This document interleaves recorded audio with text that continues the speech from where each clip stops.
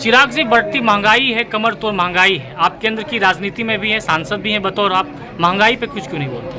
भाई, महंगाई के लिए जिम्मेदार है सरकारें, और बढ़ती महंगाई जो आज की तारीख में चरम सीमा पर है, उसको कोई झुठला नहीं सकता।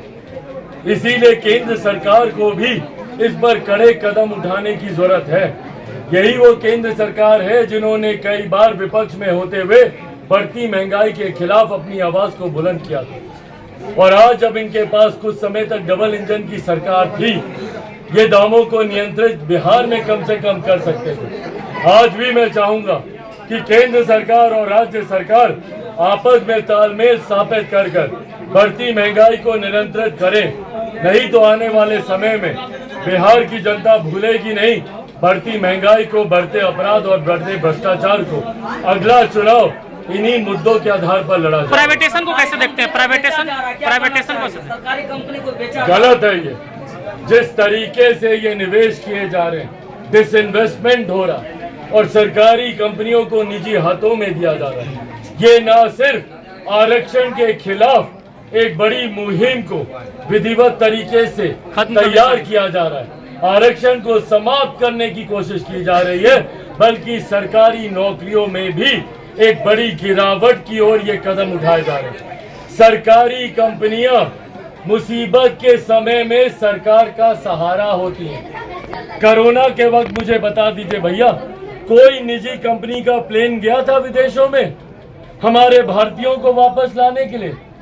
सिर्फ एक जहाज गया था, और सिर्फ एक जहाज के कर्मचारी विदेशों में गए थे, तो वो एयर इंडिया ही था। आज जब इन्होंने एयर इंडिया को डिसइन्वेस्ट कर दिया, तो बताइए विदेशों में कल को कोई आपात परिस्थिति पड़ेगी तो किनके ऊपर ये दबाव डाल के भेज पाएंगे?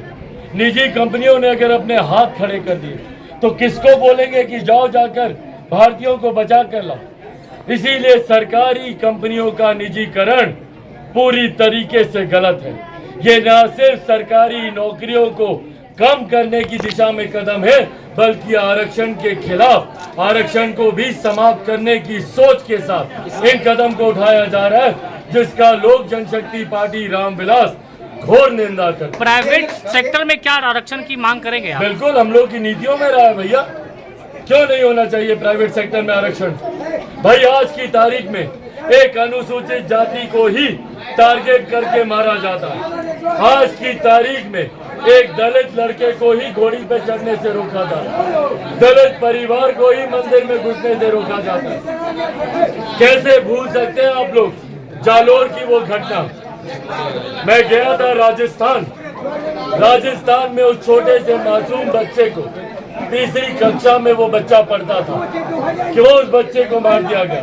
क्योंकि उसने एक सार्वजनिक मटकी से उसने पानी पीने का काम किया। तो जिस तरीके से जाति के नाम पर यह उत्पीड़न आज भी होता है, ऐसे में जरूरी है अनुसूचित जाति, जनजाति, पिछड़ा, अति पिछड़ा, दलित, महादलित वर्ग के लोगों को आरक्षण मिले।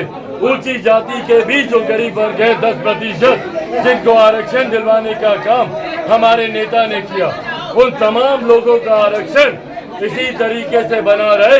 इसके लिए जरूरी है कि निजी क्षेत्र में भी आरक्षण को लागू किया जाए।